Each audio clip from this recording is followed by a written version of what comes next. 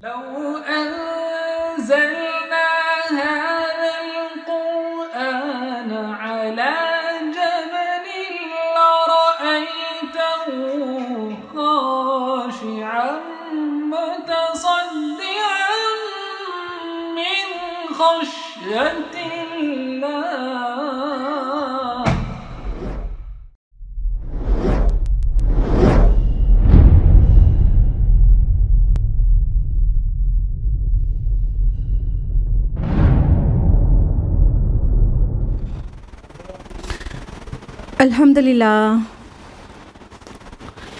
अल्हम्दुलिल्लाह वहदा वस्सलातु वस्सलामु अला मन ला नबिय्य बअदा वअऊज़ु बिल्लाहि मिनश शैतानिर रजीम बिस्मिल्लाहिर रहमानिर रहीम या अय्युहन नासु क़द जाअतकुम मौइज़तुम मिर रब्बिकुम व शिफ़ाउल लिमा फ़िस सुदूर व हुदन व रहमतुल लिल मुमिनीन बिस्मिल्लाहिर रहमानिर रहीम रब्बिश्रह ली सदरी व यस्सिर ली अमरी वहलुल उक़दतम मिन लिसानी यफ़क़हू क़ौली।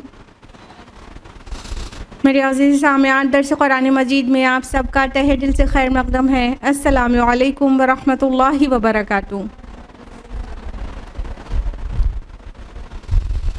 दर्स कुरान में मेरे साथ कौन सी सूरा चल रही है? जी हाँ, सूरा सबा। और लास्ट टाइम हम लोगों ने कहाँ तक मुकम्मल किया था? जी हाँ, आयत नंबर 11 तक। तो आज हम लोग आयत नंबर 12 ऑनवर्ड्स जानेंगे। तमहीदी आयात के बाद दाऊद अलैहिस्सलाम की नेमतों का तज़किरा था और आयत नंबर 12 से सुलेमान अलैहिस्सलाम की जो नेमतें अल्लाह ने अता कर रखी थी उनका तज़किरा है। सो लेट्स बिगिन विद आयत नंबर 12। अऊज़ु बिल्लाहि मिनश शैतानिर रजीम बिस्मिल्लाहिर रहमानिर रहीम वली सुलेमान अर्रीहा गुदुव्वुहा शहरुन व रवाहुहा शहर वासलना लहू ऐनल क़ित्र। और हमने सुलेमान के लिए हवा को मुसख्खर कर दिया, उसका जाना भी 1 महीने भर का होता और आना भी महीने भर का होता। और हमने उसके लिए तांबे का चश्मा बहा दिया। व मिनल जिन्न मन यअमलु बैन यदैहि बिइज़्नि रब्बिह। और हमने जिन्नात को उसके लिए मुसख्खर कर दिया जो अपने रब के हुक्म से उसकी खिदमत करते थे। वमन यज़िग़ मिनहुम अन अम्रिना नुज़िक़हु मिन अज़ाबिस सईर। और उनमें से जो हमारे हुक्म से सरताबी करे तो हम उसको दोज़ख का अज़ाब चखाएंगे।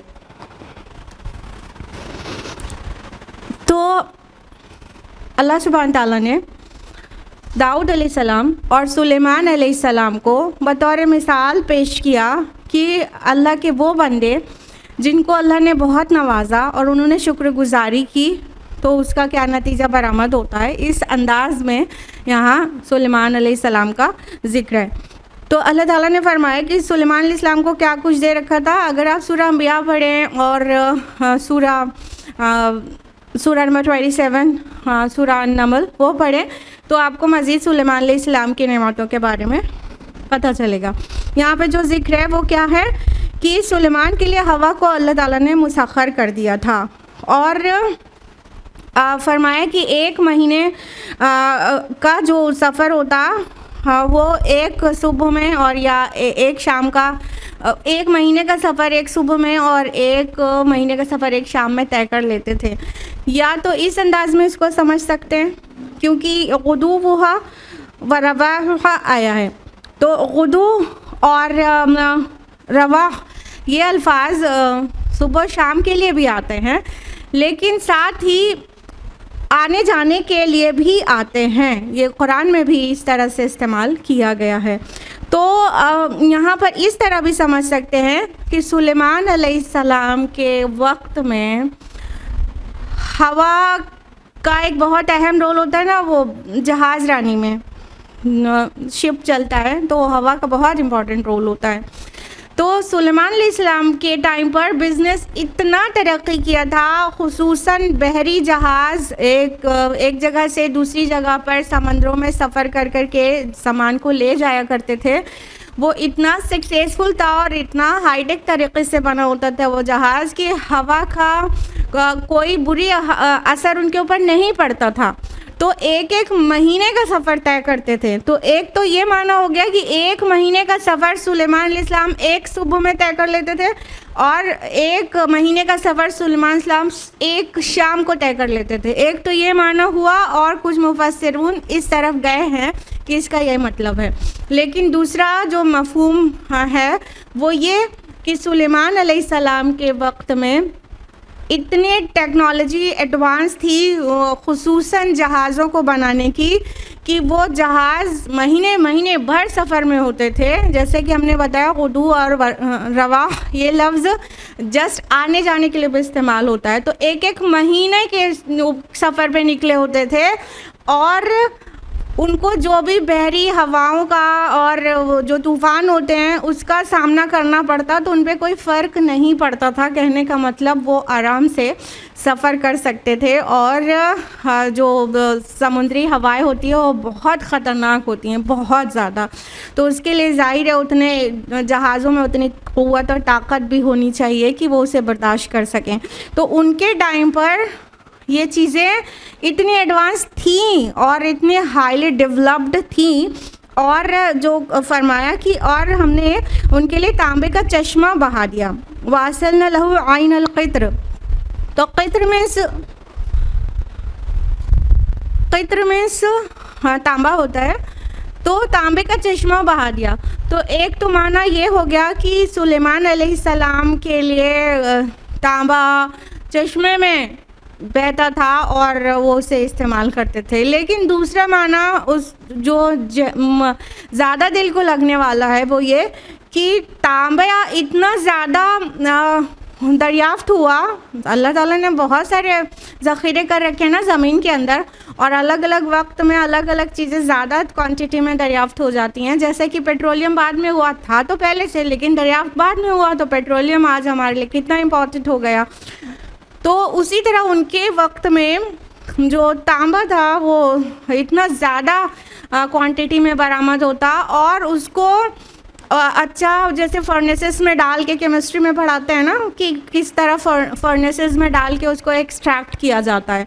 तो वो सारा एक्सट्रैक्शन का प्रोसेस बहुत कामयाब था। बड़ी बड़ी फर्नेसेस होती और उसका एक्सट्रैक्शन होता और इतना प्रोडक्शन होता तांबे की चीज़ों का, जैसे कि जो जब मेटल की कोई चीज़ बनती है तो पहले उसे पिघलाया जाता है, तो पिघलाने के बाद इतने क्वांटिटी में चीज़ें होती हैं कि जैसे तांबे का चश्मा ही बह गया। तो एक तो ये मफ़हूम हो गया।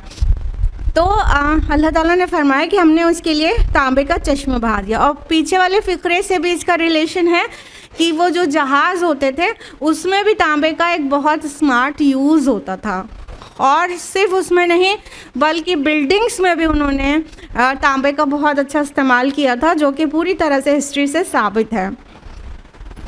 और फरमाया कि जिन्नों को उनके लिए मुसख्खर कर दिया और अल्लाह ताला के हुक्म से जिन्न उनके लिए काम करते थे। देखिए जिन्नों को किसी के लिए मुसख्खर नहीं किया गया, लेकिन जो लोग दावे करते हैं कि जिन से वो काम ले लेते हैं तो अक्सर ही अगर उनसे कुछ भी कोलैबोरेशन रहता है तो गलत काम लेते हैं, नुकसान और डिस्ट्रैक्शन का काम लेते हैं। लेकिन सुलेमान अलैहिस्सलाम को अल्लाह ताला ने वो क़ुव्वत दी थी कि वो जिन्नों को अपने काबू में भी कर सकते थे और उनसे काम भी ले सकते थे और सिर्फ प्रोडक्टिव काम लेते थे और कोई नुकसानदेह काम नहीं लेते थे। जैसे कि यहूद बाद में जिन्नों के ऊपर और बहुत सारी ऑर्गेनाइजेशंस हैं जो उनसे थोड़ा बहुत कोलैबोरेशन रखती हैं जिन्नों से, तो नुकसानदेह काम करवाती हैं, डिस्ट्रक्टिव काम करवाते हैं। तो जबकि सुलेमान अलैहिस्सलाम जिन्नों से सिर्फ प्रोडक्टिव काम लेते थे। और सिर्फ इतना ही नहीं, उनको अल्लाह ताला ने इतना पाबंद किया था सुलेमान अलैहिस्सलाम का उन जिन्नों को कि अगर कोई सुलेमान अलैहिस्सलाम का हुक्म नहीं मानता था तो अल्लाह ताला की तरफ से फ़रिश्ता भेजा जाता और जो उन्हें जला देता और उन्हें पनिश कर देता। तो इस तरह जिन्न काफ़ी कंट्रोल में भी रहते थे सुलेमान अलैहिस्सलाम से। और तो ये जो आखिरी फ़िक्रा है ये जहन्नम की अज़ाब की तरफ भी वो इशारा कर रहा है। और जैसा कि आया मिन अज़ाब सईर, तो हम उसे दोज़ख का अज़ाब चखाएंगे। और दुनिया में भी उनको जलने का अजाब दे दिया जाता अल्लाह के हुक्म से फरिश्तों के ज़रिए। तो जिन सरताबी नहीं करते थे सुलेमान अलैहिस्सलाम की हुकूमत में। आगे फरमाया यामलून लहू मा यशाउ मिन महारीब व तमासील, वो उसके लिए बनाते थे जो वो चाहता था, मेहराबें, मुजस्समे, वजिफ़ान इनकल जवाब बक़दूर रासियात, हौज़ों के मानंद लगन और लंगर अंदाज होने वाली देगें। ए मलू आला दाऊद शुक्रा, ए आले दाऊद शुक्रगुजारी के साथ अमल करो। वक़लील मिन इबादी शकूर, और मेरे बंदों में शुक्रगुजार थोड़े ही हैं। अब ये जिन्नों का काम डिस्क्राइब किया गया कि वो क्या क्या करते थे सुलेमान अलैहिस्सलाम की हुकूमत में। जब सुलेमान अलैहिस्सलाम जिन्नों से बहुत तरह का काम लेते थे तो उसमें कुछ मखसूस काम का जिक्र किया गया जो बहुत बड़े काम थे। फरमाया अल्लाह ताला ने कि जो जिन थे वो क्या क्या कर देते थे, जो वो चाहते थे वो सब वो करते थे। इतनी अच्छी तरह कंट्रोल में रहते थे सुलेमान अलैहिस्सलाम के। ज़िक्र हुआ में महारीब, और महारीब बना देते थे। महारीब मेहराब की जमा है। मेहराब किसी इबादत गाह, किसी ऐसी बिल्डिंग जो जहाँ पर इबादत हो अल्लाह की, उसके एक बहुत बड़ा सिंबल है। मेहराब जानते हैं ना, मसाजिद में मेहराब होता है, इवन चर्चेज़ में मेहराब होता है। और सुलेमान अलैहिस्सलाम ने हैकल की जो तामीर कराई उसमें भी मेहराब ज़रूर था। तो ये महारीब यानी मेहराब वाली इमारतें, इसको ऐसे भी कह सकते हैं। महारीब इसी वजह से इमारतों के लिए इस्तेमाल होता है, तो एक जनरल सेंस में भी बड़ी इमारतों के वो कह सकते हैं। और तमासील लफ्ज़ आया जिसको मुजस्समे या तस्वीरें ऐसे ट्रांसलेट कर सकते हैं। लेकिन ध्यान देने की बात यह है कि यहाँ पर जो कहा गया कि महारीब व तमासील, तो तमासील जो है वो तिमसाल की जमा है, और तिमसाल मिस्ल से है। मिस्ल का मतलब होता है तशबीह, किसी के जैसा कुछ होना, ये क्लियर है। अब तिमसाल किसको कहते हैं? किसी की चीज़ की कॉपी बनाने को तिमसाल कहते हैं। तो चाहे तिमसाल उन सब चीज़ों को कह सकते हैं जो तस्वीरें या मुजस्समे जानवरों के बनाए जाएं, पेड़ पौधे के बनाए जाएं, या पूरा लैंडस्केप बनाया जाए, सीनरी बनाया जाए, झरने पहाड़ बनाए जाएं, किसी भी चीज़ को उसके जैसा बनाने की कोशिश की जाए उसको तिमसाल कहेंगे। तो अब सवाल यहाँ पर ये पैदा होता है ना कि क्या सुलेमान अलैहिस्सलाम तस्वीरें बनवाते थे? क्या तस्वीरें उनके लिए जायज़ थी? क्या मुजस्समे उनकी शरीयत में जायज़ था? तो ऐसा नहीं है। बाद मुफस्सिरून इस तरफ भी गए हैं कि वो तस्वीरें बनाते थे, लेकिन उनकी शरीयत में तस्वीरें जायज़ थीं, ऐसा भी लिखा पाया गया है। लेकिन इन रियल मूसा अलैहिस्सलाम की शरीयत में तस्वीरें बनाना जायज़ नहीं थी, और सुलेमान अलैहिस्सलाम मूसा अलैहिस्सलाम की शरीयत पे थे। शरीयत मौसवी तो है यहूद के लिए आखिर तक शरीयत मौसवी है, ईसा अलैहिस्सलाम तक, मूसा अलैहिस्सलाम से ईसा अलैहिस्सलाम तक शरीयत मौसवी तो चली है ना। तो इसके दरमियान में है सुलेमान अलैहिस्सलाम।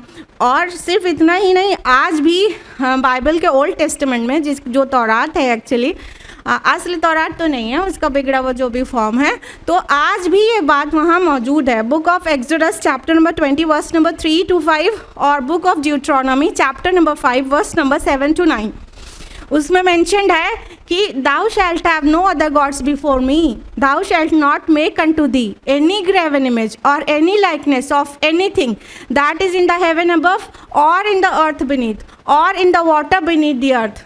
Thou shalt not bow down thyself unto them, not serve them, for I, thy God, the Lord, am a jealous God.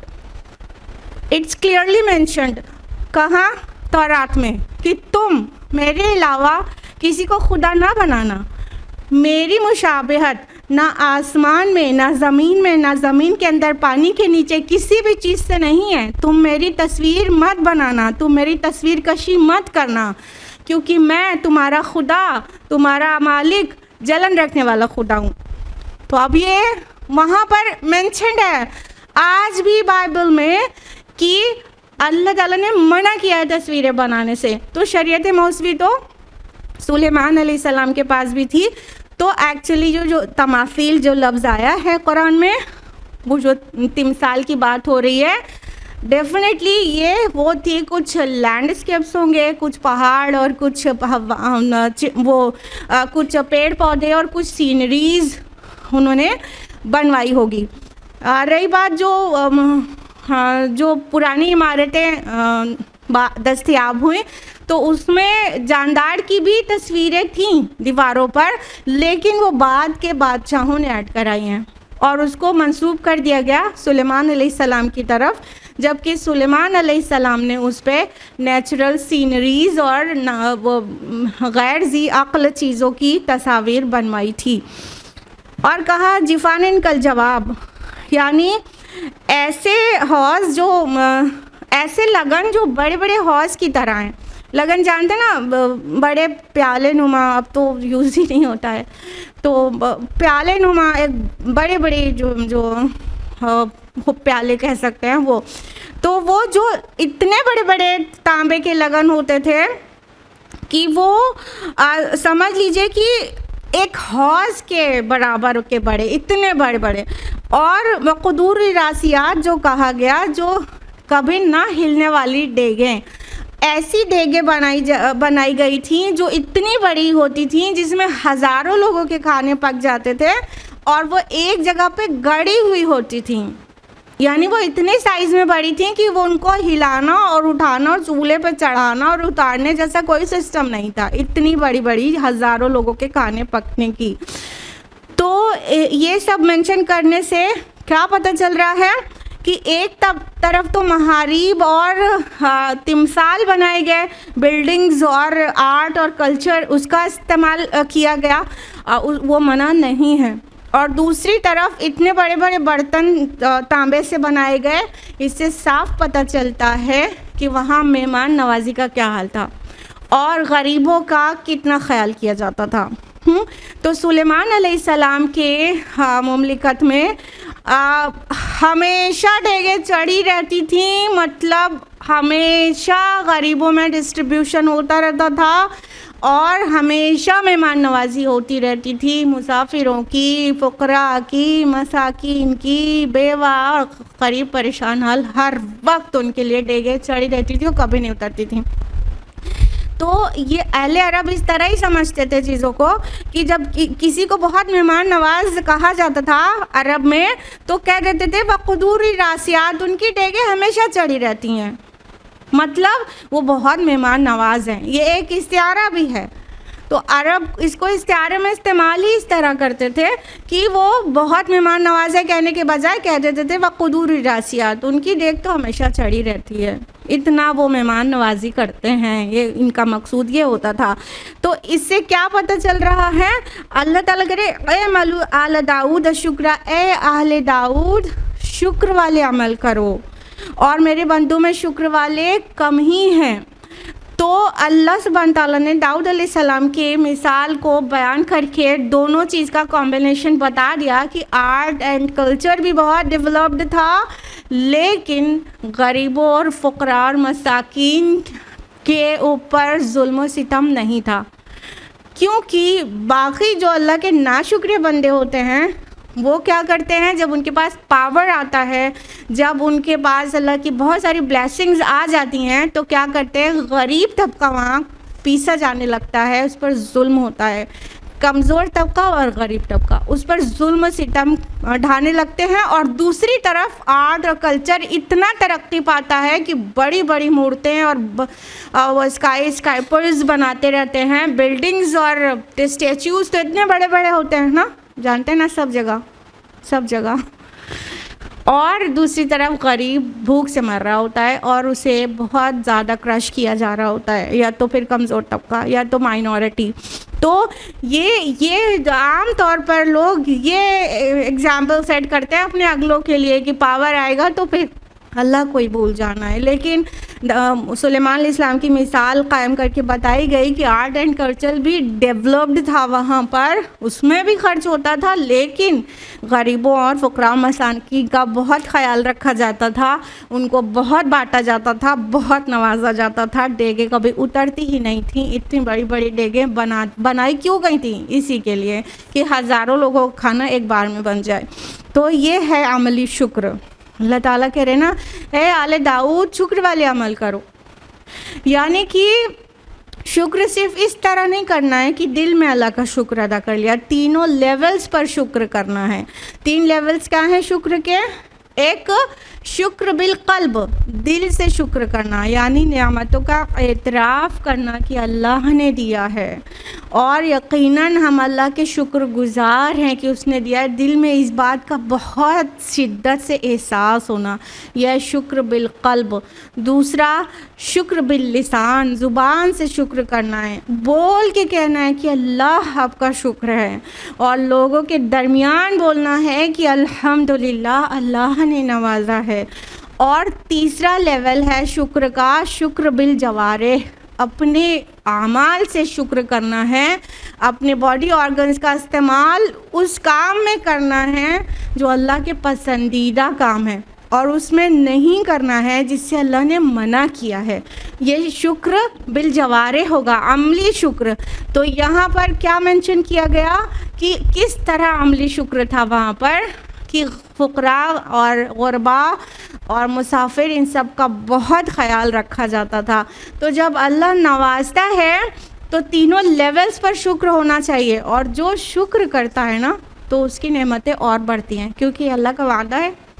सूरह इब्राहिम सूरह 49 नंबर 7 में अल्लाह ताला ने फरमाया, ल इन शकरतुम ल अज़ीदन्नकुम, अगर तुम शुक्रगुजारी करोगे तो हम और बढ़ाएंगे तुम्हें, और नेमतें देंगे और देंगे और देंगे। तो शुक्रगुजारी करने से नेमतों में इजाफ़ा होता है, और नाशुक्री करने से अल्लाह के अज़ाब के मुस्तहिक हो जाते हैं। अगली आयत में फरमाया, फ़लम्मा क़ज़ैना अलैहिल मौता मा दल्लहुम अला मौतिही इल्ला दाब्बतुल अर्दि तअकुलु मिन सअतहु, बस जब हमने उस पर मौत का फ़ैसला नाफिज किया तो उनको उसकी मौत की आगाही किसी ने नहीं दी मगर ज़मीन के कीड़े ने जो उसके आसा को खा रहा था। फ़लम्मा ख़र्र तबय्यनतिल जिन्नु अल्लौ कानू यअलमूनल ग़ैब मा लबिसू फ़िल अज़ाबिल मुहीन, बस जब वो गिर पड़े तब जिन्नों को वाज़े हो गया कि अगर वो गैब जानते होते तो ज़िल्लत के अज़ाब में ना पड़े रहते। अब देखिए यहाँ पर कितनी अहम बात आ रही है कि सुलेमान अलैहिस्सलाम को मौत किस तरह से आई। अल्लाह ताला ने सुलेमान इस्लाम के लिए जो मौत का फ़ैसला था वो बिल्कुल यूनिक तरह से किया, कि फरमाया कि जो जिन थे उनको खबर ही नहीं हुई क्या हुआ था। सुलेमान अलैहिस्सलाम हैकल की तामीर करवा रहे थे, और वो हैकल में काफ़ी देर तक इबादत करते थे, काफ़ी लंबा क़याम। आपको ज़रूर पता होगा कि दाऊद अलैहिस्सलाम और सुलेमान अलैहिस्सलाम की इबादतें मशहूर हैं। तो उस दाऊद अलैहिस्सलाम के बेटे थे सुलेमान अलैहिस्सलाम, और उनकी इबादत का हाल भी बहुत ही उम्दा था। तो देर तक का क़याम करते थे और देर तक हैकल में होते थे, और जिन वहाँ पे काम कर रहे होते थे उनके डर से ही काम कर रहे होते थे।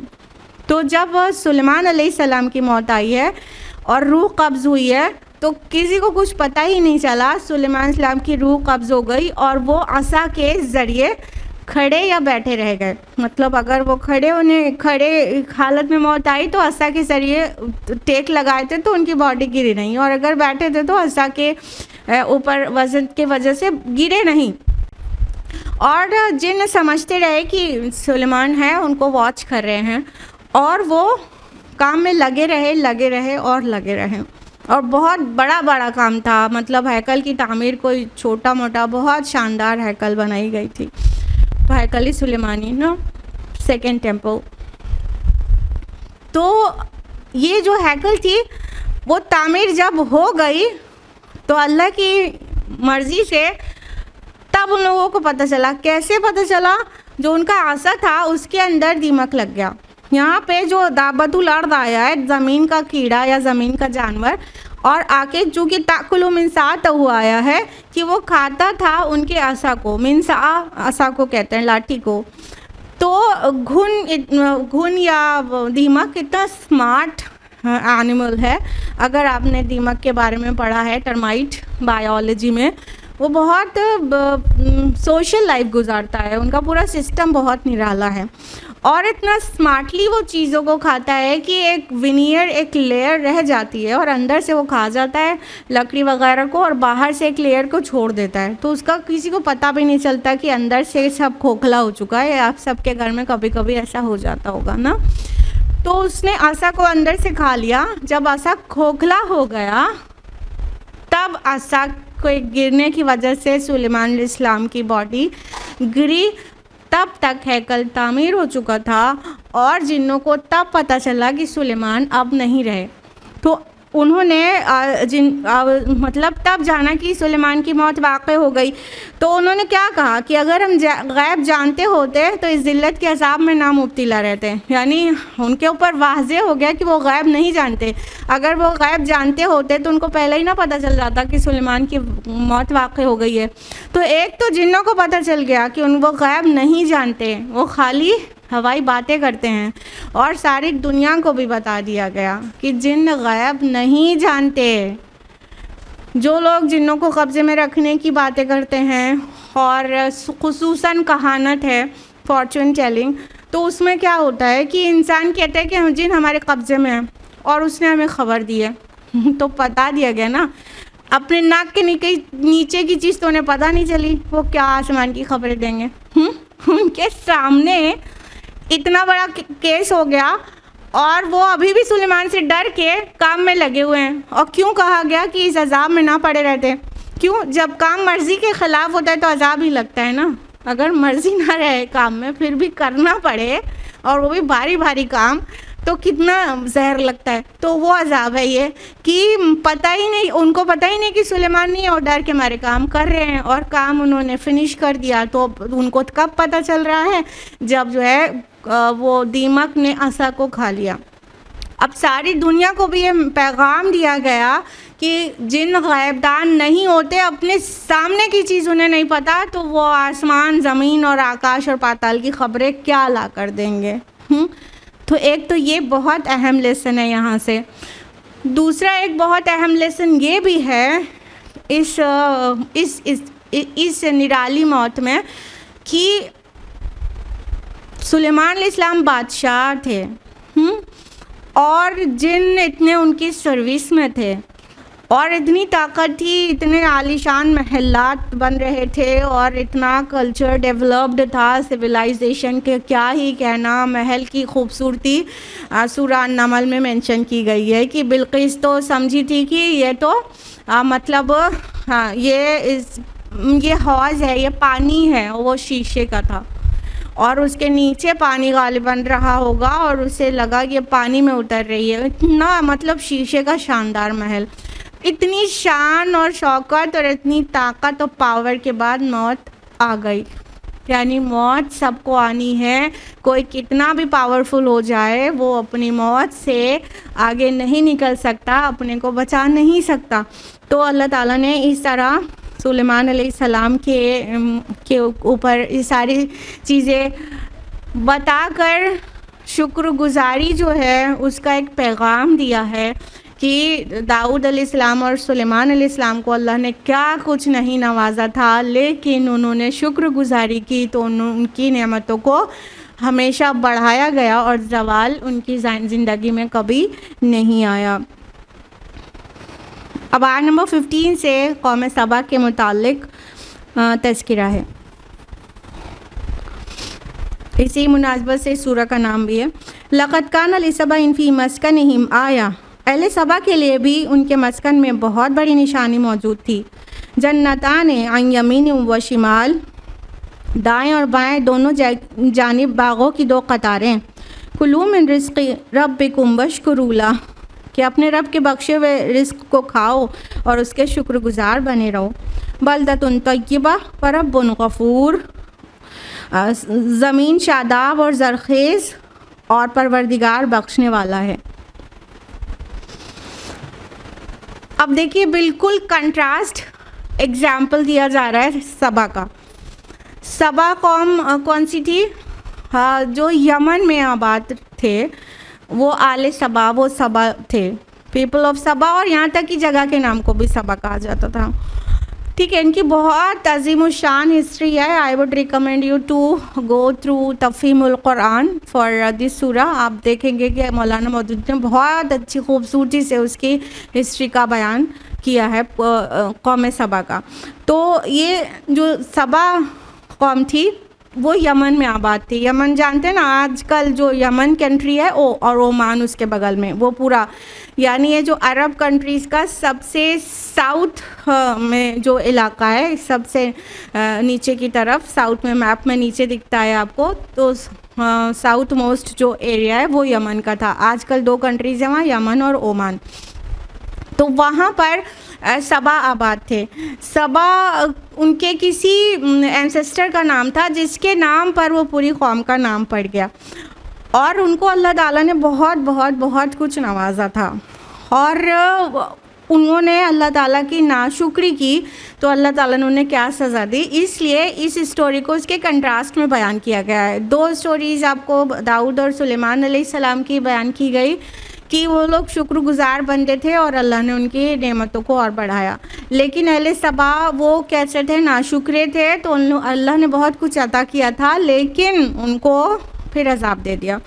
फरमाया कि अहले सबा के लिए भी उनके मस्कन में बहुत बड़ी निशानी है। अब देखिए ताकीद इसमें कितनी है, लक़द, लाम ताकीद, लाम, क़द तहक़ीक़, ये भी ताकीद के लिए आता है, और वाव यहाँ महज़ूफ़ है यानी कसम के लिए। 3 ताकीद के बाद कहा गया कि जो सबा में उनके ख़ुद के मस्कन में बहुत बड़ी निशानी मौजूद है। मस्कन जो वर्ड है वो रहने की जगह के लिए आता है, ठीक है, ज़र्फ़े मकान है, और सकना से है, सीन काफ नून सकना। सकना का मतलब सुकून हासिल करना होता है, इसीलिए घर को मस्कन कहते हैं, रहने की जगह को मस्कन कहते हैं, क्योंकि वहाँ पे सुकून मिलता है। तो अल्लाह ताला फरमा रहे हैं उनकी जो मस्कन है यानी उनकी पूरी बस्ती और उनकी पूरी लैंड एक्चुअली उसमें बहुत बड़ी निशानी थी उनके लिए। क्या निशानी थी? आया कहा गया ना, आया मीन्स निशानी होती है। निशानी किस काम में आती है? निशानी एक दलील होती है। निशानी किसी चीज़ की तरफ रहनुमाई, रहबरी करती है, कहीं तक पहुंचने का रास्ता बताती है, ठीक है। जो निशान या निशानी होती है वो कहीं तक पहुंचाती है। तो क्या फरमाया कि जन्नतान, 2 बाग थे, यमीन व शिमाल, दाहिने और बाएं दोनों जानिब।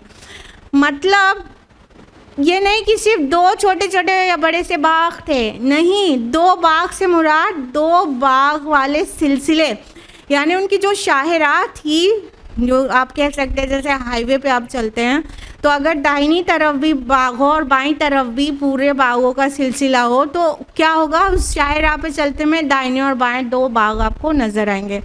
तो कहा यह जा रहा है कि अहले सबा इतने खुशहाल लोग थे, उनके पास इतने ज़रखेज़ी थी, इतनी शादाबी थी, इतना अच्छा वेजिटेशन था उनका कि हर तरफ बाग ही बाग थे। यानी जब वो उसकी शायरा पे चलते तो दाएं बाएं बाग दिखता, कहने का मतलब पूरा जो इलाका था वो हरियाली से भरा हुआ था, सरसब्ज था, शादाब था, खुशहाली थी, खुशबुएं थीं, क्योंकि ज़ाहिर है जहाँ पर सब्ज़ा ज़्यादा उगेगा तो ज़ाहिर है पे वो उसमें पौधों में फूल भी लगेगा, दरख्तों में फूल लगेगा। जब दरख्तों में फूल लगता है तो फिर हवाएं चलती हैं तो हर तरफ खुशबू उड़ती है। और जो यमन की खुशबू बिल्कुल मशहूर थी, यानी सबा से बहुत बड़ी तिजारत होती थी ऊद की, और जितने खुशबू मुख्तलिफ़ किस्म के इत्र और फ्रेगरेंस हैं इनका प्रोडक्शन बहुत ज़्यादा वहाँ था और पूरा नॉन वर्ल्ड में एक्सपोर्ट होता था। इतनी खुशहाली थी वहाँ पर। तो अल्लाह ताला ने फरमाया कि उनके पास बागों के सिलसिले थे। और आपको ज़रूर पता होना चाहिए कि जहाँ का वेजिटेशन अच्छा रहता है वहाँ अल्टीमेटली वहाँ बहुत खुशहाली रहती है, उनका जीडीपी बहुत अच्छा रहता है, उनके पास सब कुछ रहता है, क्योंकि आफ्टर ऑल हर एक चीज़ घूम फिर कर उन पौधों से आती है ना। तो इसलिए बहुत खुशहाल लोग थे, अल्लाह ने बहुत बहुत बहुत नवाजा था उनको। तो फरमाया कुलू में रिस्क रब्बिकुम, कि अपने रब के दिए हुए रिस्क को खाओ, वशकुरुल्लाह, और उसका शुक्र अदा करो। अल्लाह ताला ये चाहते हैं कि अल्लाह ताला बंदे को कुछ दें तो उसको एक्नॉलेज करें। अच्छा, सिर्फ अल्लाह ताला ही ये नहीं चाहते हैं, आप देखिए कि हम में से हर एक की फितरत ही एक बात कहती है कि अगर कोई एहसान करे तो उसका एहसान मानना चाहिए। हाँ, कोई नेमतें दे तो उसको थैंक यू बोलना चाहिए, कोई और उसका दिल से एतराफ़ करना चाहिए कि किसी के हेल्प से हमारा ये काम हो गया। होता है कि नहीं होता? हम तो छोटी छोटी चीज़ में चाहते हैं कि हमको थैंक यू बोला जाए ना। तो अल्लाह ताला जो हमारा मुनिम है, हमारा खालिक है, हमारा रब है, साथ में वो हमारा मुनइम भी है, सारी नेमतें उसने दी हैं। क्या हम उसकी नेमतों को ऐसे ही हड़प करते रहें और कभी एक्नॉलेज नहीं करें, नेमतों का एतराफ़ नहीं करें? हाँ, तो बिल्कुल ही एतराफ़ नेमत ही शुक्र है। शुक्र क्या है? शुक्र की अगर हम आपसे डेफिनेशन पूछें तो आपको फाइनली यही बोलना होगा कि एक्नॉलेजमेंट्स ऑफ फेवर्स और ब्लेसिंग्स, नेमतों का एतराफ़ ही शुक्र है। तो ये एतराफ़ एकदम फितरी तकाजा है, हर इंसान चाहता है, यहाँ तक कि ये हिस्स जानवरों में भी होती है।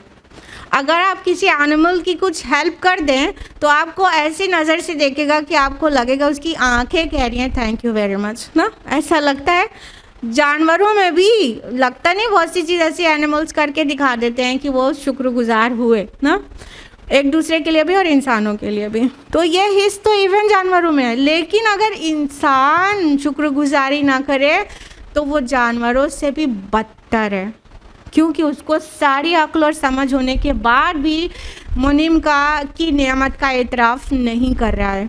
तो अल्लाह ताला क्या कह रहे हैं कि उनको क्या चाहिए था कि बस वो खाएं पिएं और शुक्र करें, क्योंकि बलदतुन तय्यबा, उनका जो मुल्क था, जो ज़मीन थी, उनके जो मसाकिन थे वो बहुत पाक थे। अब यहाँ तय्यबा वर्ड से क्या समझ में आ रहा है कि उसमें खैर ही खैर था, वो ज़रखेज़ थी उनकी ज़मीन और उनका मुल्क बहुत खुशहाल था। उनके यहाँ कोई फ़ाइनेंशियल क्राइसिस नहीं थी। जहाँ फ़ाइनेंशियल और इकोनॉमिक क्राइसिस नहीं होती है वो कौम बहुत खुशहाल रहती है। तो उनके यहाँ फिर फैमिली में भी इस तरह के इमोशनल क्राइसिस भी नहीं रहते हैं, ठीक है।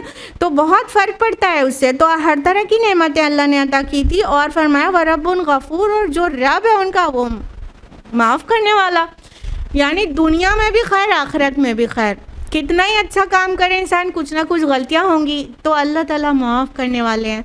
तो दुनिया में तो ये शादाबी, सरसब्जी, खुशहाली, आसानी, प्रॉस्पेरिटी, और आखिरत में ये इसमें से कुछ गलतियां भी हुई तो वो माफ़ भी करने के लिए रब तैयार है। तो बलदतुन तय्यबा व रब्बुन गफ़ूर से पता चल रहा है दुनिया में भी खैर था उनके लिए, आखिरत में भी खैर था। इतना कुछ अल्लाह ताला ने उन्हें नवाजा था। लेकिन उन्होंने क्या किया? फ़अरदू फ़अरसलना अलैहिम सैलल अरिम, तो उन्होंने सरताबी की तो हमने उन पर बंद का सैलाब भेज दिया। वबद्दलनाहुम बिजन्नतैहिम जन्नतैनी दवातै उकुलिन खम्तिन व अस्लिम व शैइन मिन सिद्रिन कलील, और उनके बागों को दो ऐसे बागों से बदल दिया जिनमें बदमज़ा फल वाले दरख्त, झाओ और बेरी के कुछ झाड़ियाँ रह गईं। ये जो अहले सबा थे उनकी खुशहाली की एक बहुत बड़ी वजह थी, वहाँ उनका जो डैम उनके पास बहुत सारे थे और एक बहुत बड़ा डैम उनके वहाँ था जिसका नाम सैलुल अरिम आता है, सद मारिब जिसका नाम है। और उनके छोटे छोटे भी बहुत सारे डैम्स बनाए हुए थे। असल में वो जो इलाका था ना, तो वो उसको इस तरह से अल्लाह ताला ने उनको टेक्नोलॉजी नसीब किया कि दो पहाड़ों के बीच में उन्होंने बहुत सारे बंद तामीर किए। जो पहाड़ी इलाके में बीच के हिस्से में उन्होंने बंद बनाए, यानी डैम्स बनाए। उन डैम्स के सिस्टम इतना अच्छा था। एक तो बहुत बड़ा डैम था सद मारिब, जो बिल्कुल हिस्ट्री में बिल्कुल नोन है और बहुत नाम था उसका। तो सद मारिब तो बहुत बड़ा डैम था, और भी बहुत सारे उनके इलाके में डैम्स थे, जिसकी वजह से वो जो पहाड़ों की पिघली हुई बर्फ़ होती उसका पानी और बारिश का पानी, उन सारे पानी को वो डैम से इस तरह से मैनेज किए हुए थे कि उससे नहरों के ज़रिए पूरे इलाके में पानी पहुंच जाता था। तो उस डैम की वजह से, एक बड़ा डैम और बहुत सारे डैम्स, उन सभी डैम्स के सिस्टम की वजह से वहाँ पर पानी का बहुत अच्छा निज़ाम था, जिसकी वजह से पूरी लैंड उनकी बहुत ज़्यादा प्रोडक्टिव हो चुकी थी और वो बहुत शादाबी उसकी वजह से थी। लेकिन चूँकि अल्लाह ताला ने जो सिस्टम दिया, ये जो एहसानात किया, उन्होंने उसका शुक्र नहीं किया। ये सिर्फ कल का मर्ज़ नहीं था सबा का, या सभी का ये मर्ज़ है। मान लीजिए कि उनके पास खाली डैम्स थे, कुछ ऐसी चीज़ें थी। आज जो साइंस और टेक्नोलॉजी है पूरी, वो भी अल्लाह की ब्लेसिंग है ना, लेकिन हम क्या समझते हैं उसको? अपनी काबिलियत समझते हैं, अपनी काबिलियत और अपनी अक्ल और अपने डिस्कवरीज़ का फल समझते हैं। लेकिन अल्लाह ताला की दी हुई चीज़ों के बगैर तो हम काबिल बन ही नहीं सकते ना। तो ये सब अल्लाह ताला के एहसान है। आज हम जिस एरा में रह रहे हैं ना, हाईटेक एरा में, इंफॉर्मेशन एज में, और लिटरली हर एक लोअर मिडिल क्लास इंसान उस फैसिलिटी को अवेल कर रहा है जो कल बादशाहों के पास नहीं थी। हाँ कि नहीं? कभी गौर नहीं करते? अब आज देखिए हर छोटे मोटे घरों में भी एसी रहता है। एसी जैसी कूलनेस कल तक बादशाहों को मिली हुई थी क्या? आज हम जिस तरह फिंगर टिप्स पे हमारे पूरे वर्ल्ड की इंफॉर्मेशन फिंगर टिप्स पर है, एक मोबाइल की शक्ल में, कल के बादशाहों को इतनी तेज़ी से कहीं खबरें मिल जाती थी क्या? तो आज मतलब इन रियल ये एक शुक्रगुजारी की निगाह चाहिए। इन रियल आज एक लोअर मिडिल क्लास और लोअर क्लास और पॉवर्टी लाइन से नीचे इंसान उन फैसिलिटीज़ को अवेल कर रहा है जो कल बादशाहों के पास भी नहीं थी। अब हम चाहें तो इसको इस तरह से अल्लाह के साथ मंसूब करें कि अल्लाह की दी हुई है, अल्लाह का एहसान है। अल्लाह ताला ने हमको इतने हाईटेक एरा में पैदा किया कि हम ये सब चीज़ें इतनी आसानी से हमें अवेलेबल हैं। और चाहें तो अब साइंस का करिश्मा कहें और मुल्हिद हो जाएं, और चाहें तो अपनी अक्ल और अपनी प्लानिंग का नतीजा कहें और मुतकब्बिर हो जाएं। ये एक नज़रिया अलग अलग हो सकता है। तो अहले सबा को भी वो जो उनके डेवलपमेंट था वो उनको अपना किया हुआ लगा। कहीं ना कहीं धीरे धीरे उनके अंदर डाउनफॉल आता गया, और अल्टीमेटली क्या हुआ? अल्लाह ताला ने उनको अजाब दिया। कैसे अजाब का? सैलुल आरिम, उनको एक बंद के सैलाब का अजाब दिया। सैल में सैलाब होता है, फ्लड, और आरिम जो लफ्ज़ आया है इसके कई माने किए गए हैं। एक तो ये कि सख्त और बहुत तेज़, और दूसरा ये कि बंद का टूटना, यानी डैम का ब्रेक हो जाना। जैसे कोई डैम टूटता है तो वहाँ पे कितनी तेज़ फ्लड आ जाता है। तो सैलुल आरिम का मतलब बंद का सैलाब कह सकते हैं, जो डैम टूटने की वजह से हुआ था। तो चूँकि उन्होंने अल्लाह ताला की नेमतों की शुक्रगुजारी नहीं की, तो अल्लाह ताला ने उनके उस सबसे बड़े डैम को, जो उनकी शान था और जो जिसकी वजह से पूरा उनका सिस्टम बहुत ज़बरदस्त था, वो उसका इरिगेशन का, उस डैम को, सद मारिब को अल्लाह ताला ने नेस्त नाबूद कर दिया। उसमें होल्स हो गए, वो कमज़ोर पड़ा और डैम टूट गया। पूरा पानी इनकी बस्ती में, पानी इतनी ज़ोरदारी से आया कि जो और छोटे डैम्स थे पूरी बस्ती में, वो सब भी टूट गए। पूरा इलाका पानी में गर्काब हो गया। इतनी तेज़ी से पानी आया कि वो पीछे से अपने साथ कुछ रेतीली और जो गैर जी ज़रा मिट्टी और रेत होती है वो भी ले आया।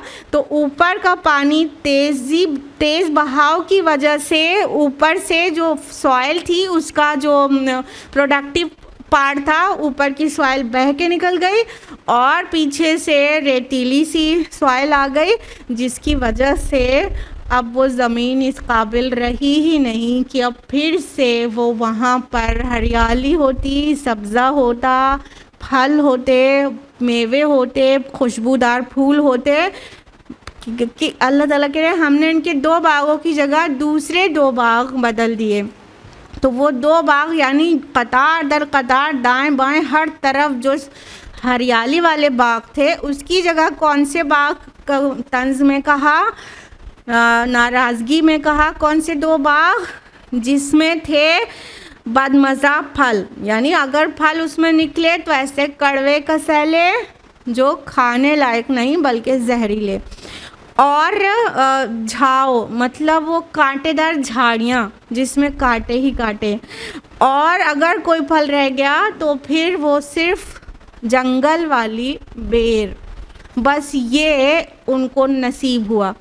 देखिए जब फ्लड आया तो आपको पता है किस तरह से उनकी जो ज़मीन जो फर्टाइल थी उसके ऊपर की सॉइल निकल गई, और फिर जो रेतीली ज़मीन कैसे हो गई, क्योंकि पीछे से सैलाब के साथ रेतीली मिट्टी आ गई। अब जब वो मिट्टी ही वो फर्टाइल नहीं रह गई तो वहाँ पर कौन सा पेड़ उगता है? रेगिस्तान में क्या देखते हैं आप? कांटेदार झाड़ियाँ और बहुत कड़वे कसैले और बहुत खारदार फल, और बहुत निकला तो फिर बेर वगैरह, और वो भी बेर में कांटे बहुत होते हैं, और उन कांटे वाली बेर वो अच्छी बेर नहीं जो जन्नत में भी तज़किरा है, वो कांटे वाली, और बस ऐसे ही थोड़ी सी, वो भी देखिए कहा ना मीन सिद्रिन कलील, सिद्र मीन्स बेर होती है, कलील थोड़ी सी, बस अगर फल तो बेर और थोड़ा सा, और कहाँ तो इतने आलीशान उनके वो थे बागात, और उसके फल और उसके फूल और उसकी खुशबू, और हर जगह खुशहाली खुशहाली। इस तरह उन लोगों को अल्लाह ताला ने सज़ा दी और फरमाया दालिका जज़ैनाहुम बिमा कफरू, और हमने उनकी नाशुक्री का बदला दिया क्योंकि उन्होंने कुफ्र किया, नाशुक्री किया, इसलिए ये बदला दिया। वहल नुजाज़ी इल्लल कफूर, और हम ऐसा बदला नहीं दिया करते किसी को भी सिवाय इंतहाई नाशुक्रे के। अब ये वाज़ेह हो गया बात कि ये उनके ऊपर इतना बड़ा फ्लड क्यों आया, क्योंकि वो उन्होंने नाशुक्री किया था, अल्लाह ताला की फरमाबरदारी नहीं कर रहे थे, वो अल्लाह ताला की नेमतों का एतराफ़ नहीं कर रहे थे, नेमतों को अल्लाह की तरफ मंसूब नहीं कर रहे थे। देखिए ये एक नज़रिया है जीने का, सोचने का, देखने का, कि कोई चीज़ है तो हम देखें तो ये कहें कि ये मेरी है। एक दूसरा तरीक़ा कहने का क्या है, ये अल्लाह ने हमें दी है, ठीक है, या ये मैंने बनाया है, ये अल्लाह के फ़ज़ल से मैं बना पाई। दोनों जुमलों में फ़र्क है। ये एक नज़रिया है देखने का, हर एक नेमत को अल्लाह की तरफ मंसूब करना, और दूसरा नज़रिया है कि ये मेरी काबिलियत से मैंने हासिल किया है। ये एक तकब्बुर है और ख़ुद पसंदी है और सेल्फ़ सेंटर्डनेस है। सेल्फ़ सेंटर्ड लाइफ इंतहाई नाशुक्रे इंसान की लाइफ होती है। हमें ऐसे नहीं देखना चाहिए, हर नेमत को अल्लाह की तरफ मंसूब करना चाहिए, और हर कमी और हर ख़ता को अपने और शैतान की तरफ मंसूब करना चाहिए और इस्तिग़फ़ार करना चाहिए। अगर हम ये नज़रिया अपना लें तो इंशाअल्लाह नेमतों में इजाफ़ा ही होता रहेगा। लेकिन अगर हमने नाशुक्री की, नाशुक्री ये नज़रिया भी नाशुक्री है कि ये मेरा है, ये मैंने किया है, ये मैंने बहुत मशक्क़त, मेहनत, अक्ल, शऊर और इतने काबिलियत के बाद हासिल किया। ये सारे सेंटेंसेस इंतहाई नाशुक्रे हैं। जैसे इंसान कहता है कि फ़लाँ डॉक्टर के पास गए, उनके पास शिफा मिल गई, ऐसे नहीं कहना है, ना अच्छी चीज़ों को अपनी तरफ मंसूब करना है, ना सामने वाले की तरफ, अल्लाह की तरफ मंसूब करना है। तो फिर सही कहना क्या हुआ? सही कहना ये हुआ कि हम फ़लाँ डॉक्टर के पास गए, अल्लाह ने उनके ज़रिए हमारे मरीज़ को शिफा दे दिया। बहुत फ़र्क है कहने में, सुनने में, और पूरा अक़ीदे का बहुत फ़र्क है, और शुक्रगुज़ारी और नाशुक्री का बहुत बड़ा डिफरेंस है इसमें। तो यूँ चीज़ों को देखना है। तो क्योंकि जब इंसान नाशुक्री करता है, चाहे अभी जिस तरह शुक्रगुजारी तीनों लेवल्स पर होती है, नाशुक्री भी तीनों लेवल्स पर होती है। दिल की नाशुक्री ये है कि चीज़ नेमतों का एतराफ़ ही ना करे कि किस मुनीम ने दिया है। ज़ुबान की नाशुक्री ये है कि ज़रा सी कमी हो जाए तो बस सब कुछ मिटाई के रख दे कि हमने तो कभी सुख देखा ही नहीं, हमें तो हमेशा ही परेशानी रहती है, हमें तो। और अमल की नाशुक्री क्या है कि अल्लाह की दी हुई नेमतों को अल्लाह की नाफरमानी में ख़र्च करना। यहाँ के अल्लाह की ने दिए हैं, इससे बेहयाई देखना। ये हाथ अल्लाह ने दिया है, इससे जुल्म के लिए कलम चलाना और दूसरों पर जुल्म करना और या गुनाह के काम करना।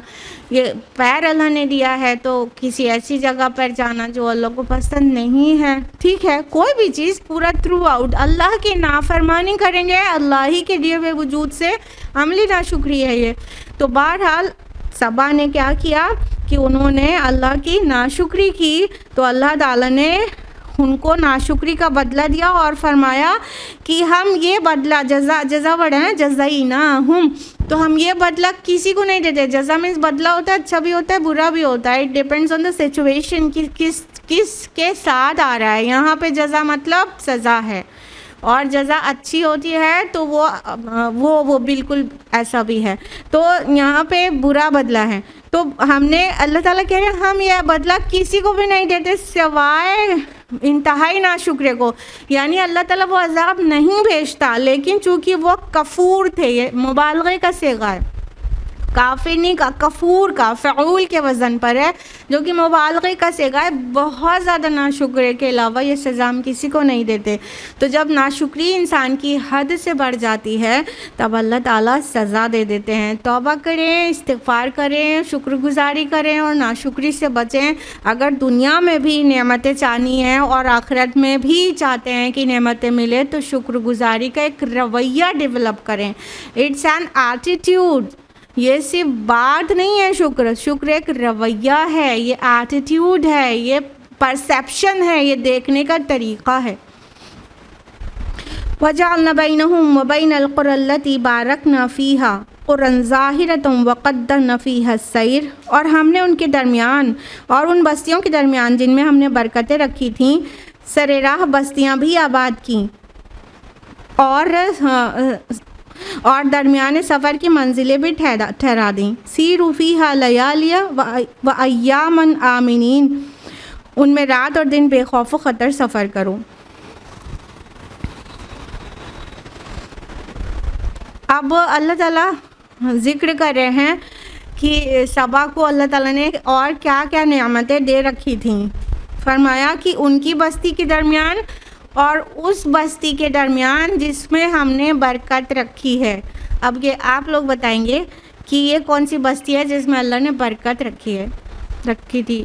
और कुरान में कई जगह पर उस बस्ती को बरकत के साथ मेंशन किया गया है। बताइए।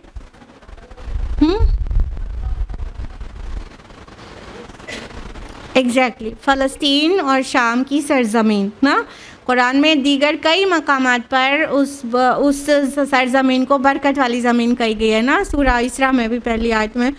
तो अल्लाह ताला कह रहे हैं कि हमने इस बस्ती यानी जो सबा थे, सबा के इलाके से यमन, आप देखिए तो मैप को अपने जहन में लाइए कि अब अरब के एकदम साउथ में यमन है। आजकल यमन ओमान 2 कंट्रीज़ हैं, शुरू में बताया। तो यमन है और पूरा जो सऊदी अरेबिया है पूरा वो क्रॉस करके वो नॉर्थ एरिया में वो वहाँ का है शाम है। तो शाम, अब पहले शाम ही था पूरा इलाका, अब वहाँ पे शाम है यानी सीरिया है और जॉर्डन है और पैलेस्टाइन है, कुछ इतनी कंट्रीज़ हैं। तो पहले पूरा शाम ही बोला जाता था और पूरी शाम की सरज़मीन को बरकत वाली सरज़मीन का कुरान ने कहा है बार बार। तो अल्लाह ताला कह रहे हैं इनकी बस्ती से लेके और जिस बस्ती में हमने बरकत रखी है यानी कि शाम फ़लस्तीन, उस बस्ती के दरमियान हमने ऐसी बरकतें रखी थी कि इनकी एक शाह राह थी और उसमें रेगुलर इंटरवल्स पर बस्तियां थी। यानी इतना लंबा इलाका, वो पूरा ही इलाका इतना ज़्यादा मतलब पुरअमन था।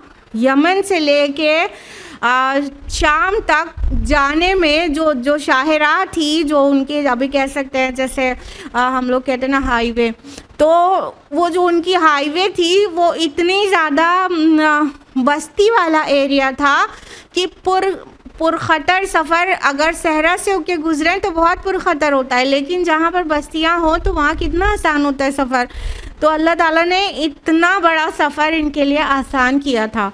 और ये जो सबा थे इनकी इजारादारी थी उस शाहराह पर, और ये उस शाहराह की वजह से लोग इनके साथ अच्छा मामला करते थे और इनका बिज़नेस बहुत बड़ा हुआ था। पीछे जो शादाबी और सरसब्ज़ी का ज़िक्र है, उसके अलावा दूसरा फेवर अल्लाह सुब्हान ताला का इनके लिए क्या था, वो उनकी तिजारत थी।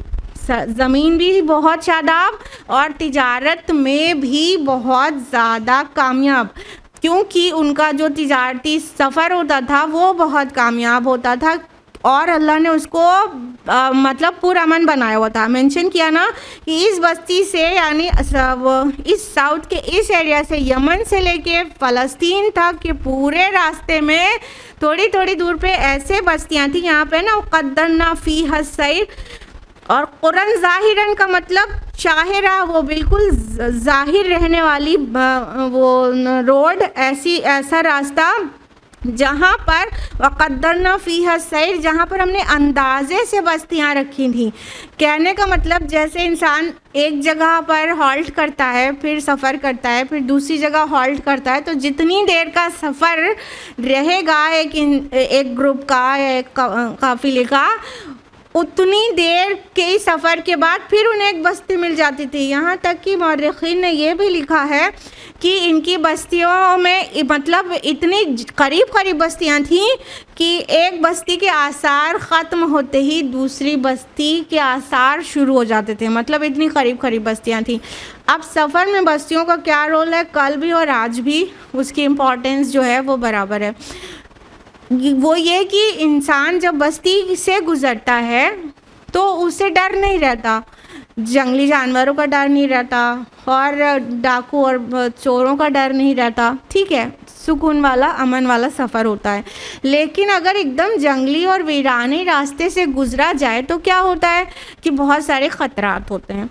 तो इतना आसान सफ़र था इनका, इतना डेवलप इनका बिज़नेस था। अब जाहिर है जो सफ़र आसान रहेगा वहाँ पे बिज़नेस भी डेफिनेटली हाईली डेवलप्ड रहेगा, तो वो बिज़नेस भी इनका बहुत ज़्यादा डेवलप था। जैसे कि हमने पहले बताया कि इनके यहाँ इतनी खुशबू वाले पेड़ उगते थे कि इनकी खुशबू पूरे अराउंड के सारी कंट्रीज़ में, यहाँ तक कि यूनान और रोम में भी इनकी खुशबू जाती थी। यानी वो इतने पावरफुल लोग भी इनसे खुशबू ख़रीदते थे। और कुछ मौरख़ीन ने ये लिखा है कि ये इतने ज़्यादा वेल ऑफ लोग थे कि ये लोग लकड़ी जलाने, गर्मी के लिए लकड़ी जलाने के लिए संदल की लकड़ी जलाते थे। इतना ऐश से रहे थे, मतलब सैंडलवुड और इतनी कीमती लकड़ियों को गर्मी लेने के लिए जलाते थे, इतना ऐश से रहते थे। और इनके बर्तन सोने चांदी के होते थे। ये सब आसार क़दीमा भी बता रही है इनके कितनी खुशहाली थी और कितने शान से रहते थे। तो इतना अल्लाह ने नवाजा था और सफ़र इनका इतना आसान था, बिज़नेस इनका इतना डेवलप्ड था। तो अल्लाह ताला ने फरमाया कि हमने इनकी तो अंदाजे से बस्तियाँ मुकर्रर कर दी थी, यानी जितनी दूर पे हॉल्ट करना है वहाँ पे फिर एक बस्ती। कहने का मतलब रास्ते में खाने का कोई बहुत सामान है, पानी है, नहीं है, कोई मसला नहीं है। रास्ते में अगली जगह जहाँ हॉल्ट करेंगे वहाँ पे फिर एक बस्ती होगी, वहीं से लेके खा लेंगे। बात समझ आ रही है? कितना आसान था, उनकी लाइफ इतनी आसान थी, इतना इजी था उनके लिए सब कुछ।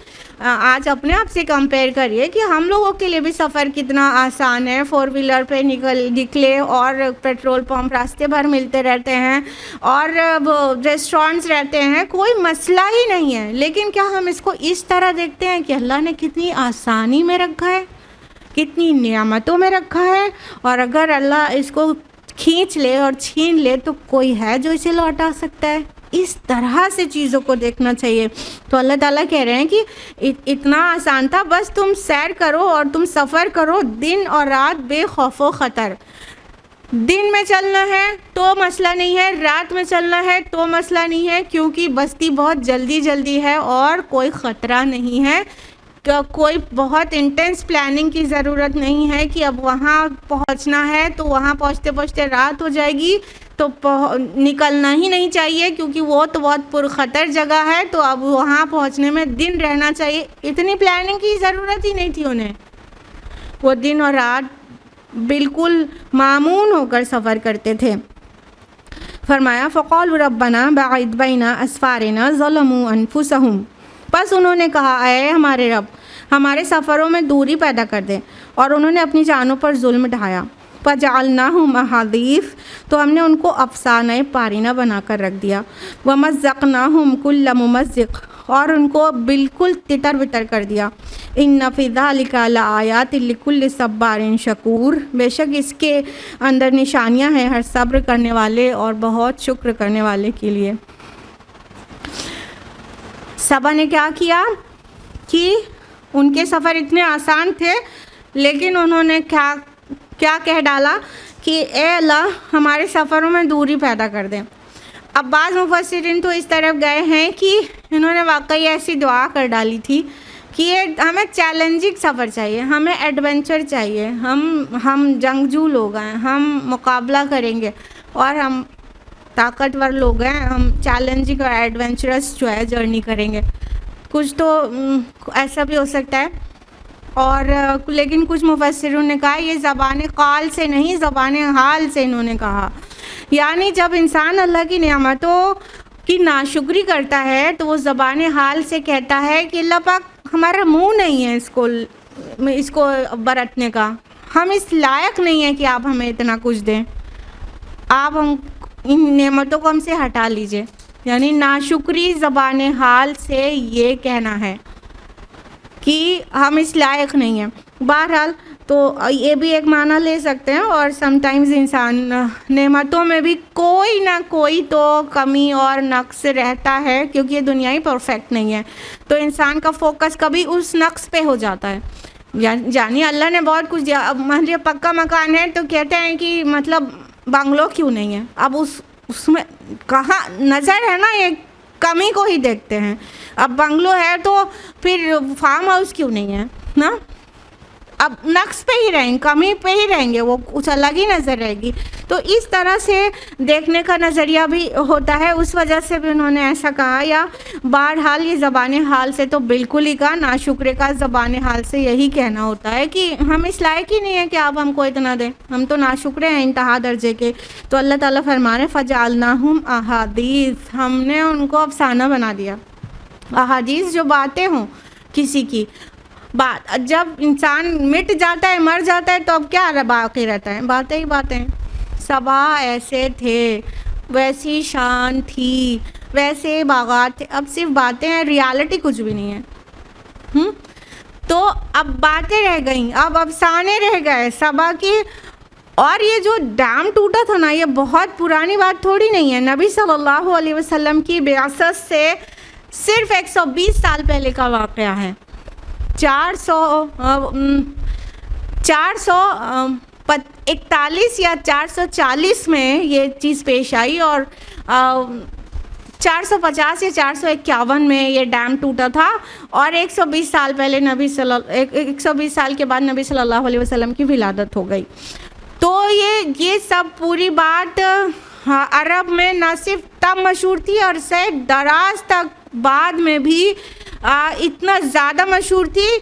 यानी जिसको मतलब जिसको कोई नाशुक्री की सज़ा या तो उनको बिखर जाना कहीं मशहूर इस तरह से था, वो मिसाल को सबा की तरह, मतलब वो मिसाल बन गए कि नाशुक्री की सज़ा ऐसी होती है। तो और अल्लाह ताला ने कहा ना वमज़्ज़क़नाहुम कुल्ल मुमज़्ज़िक़, उनको ऐसा तोड़ा, ऐसा बांटा कि टुकड़े टुकड़े करके रख दिया, तितर बितर कर दिया। कहने का मतलब वो जो डैम टूटा था, जो फ्लड आया था, उसमें काफ़ी लोग तो मारे गए थे, जो बचे थे वो पूरी दुनिया में बिखर गए थे। मदीना में भी जो औस और खजरज के कबीले थे वो भी सबा के बचे हुए लोग थे, और हिमयर और गस्सान और ये सारी जो अक़वाम थी, किंदा या अरबी में आप लोग पढ़ते होंगे हिस्ट्री में, तो ये जो सारी नस्लें थी अरब के मुख्तलिफ़ इलाक़ों में, कुछ शाम में, कुछ मदीना में, कुछ फ़लस्तीन में, पूरे इलाक़े में बल्कि पूरी दुनिया में बिखर गए। जब कहीं पर कोई आफत आती है, वबा आती है, कोई नेचुरल डिज़ास्टर आता है, तो ऐसा ही तो होता है ना कि वहाँ के लोग निकलते हैं तो फिर कोई कहीं पनाह लेता है, कोई कहीं, फिर पूरे में बिखर जाते हैं। कहाँ तो एक जगह पे रह के उनकी एक पहचान होती है और बाद में ऐसे टुकड़े टुकड़े हो जाते हैं कि कोई पहचान नहीं बचती है। तो अल्लाह ताला ने इस तरह से सज़ा दिया कि उनको बिखरा के रख दिया। फरमाया इसमें निशानियाँ हैं उसके लिए जो बहुत ज़्यादा सब्र करने वाला और जो बहुत ज़्यादा शुक्र करने वाला हो। सब्बार और शकूर दोनों मुबालगे का सीगा है। जिसके अंदर सब्र ना हो वो शुक्र नहीं कर सकता, और जो शुक्र नहीं करता वो सब्र कर ही नहीं सकता। और शुक्र के टाइम पर भी सब्र बहुत चाहिए रहता है। कहने का मतलब जिस वक्त नेमतें अल्लाह देता है, बहुत ज़्यादा नेमतें देता है, उस वक्त भी शुक्र के साथ साथ सब्र बहुत दरकार रहता है। कैसे? जब चीज़ें मिलती हैं तो उसको अल्लाह की नाफरमानी में भी खर्च करने का बड़ा दिल चाहता है। जैसे देखिए मालो दौलत है तो नाच और गाने और शराब और कबाब और कितनी तरह के फजूलियात और गुनाह की चीज़ें, म्यूज़िक, और जो नेमतें मिलती हैं तो गुनाह में पड़ना बहुत आसान होता है, लेकिन गुनाह से रुक कर नेमतों को शरीयत के दायरे में इस्तेमाल करना ये सब्र तलब काम है। इस वक्त भी सब्र दरकार होता है कि बहुत कुछ अल्लाह ने दिया है, लेकिन हमें अपने नफ्स को कंट्रोल में रखकर उससे अल्लाह की नाफरमानी नहीं करना है। आज जो आलीशान शादियाँ करते हैं लोग, कहते हैं अब हमें अल्लाह ने दिया है तो हम खर्च कर रहे हैं और हम नुमाइश कर रहे हैं दौलत की। जिसको नहीं दिया तो वो ना करे, हमें दिया है तो हम कर रहे हैं। तो ये दिया होता है तो कहाँ खर्च करता है वो आप देख रहे हैं कि करेली में पूरा किस तरह से मैरिज हॉल सजाए जा रहे हैं और किस तरह से दौलत की नुमाइश की जा रही है। तो मुख्तलिफ जगह पे खर्च करता है ना। और अगर यहाँ पे नहीं खर्च करना है तो क्या ज़रूरत है? सब्र की, हाँ कि नहीं? तो सब्र शुक्र के टाइम पर भी बिल्कुल मैंडेटरी होता है। इसलिए जिसके अंदर सब्र और शुक्र ना हो वो इन चीज़ों से इबरत नहीं पकड़ेगा, उसको निशानी नहीं नज़र आएगी, उसको कोई नसीहत हासिल नहीं होगी, उसको सबक नहीं मिलेगा। सबक किसको मिलेगा? इन स्टोरीज से सब्र और शुक्र करने वाले को। बाकी के लिए तो सिर्फ स्टोरी है और बाकी सिर्फ कहानियाँ हैं, एंटरटेनमेंट हो गया बस।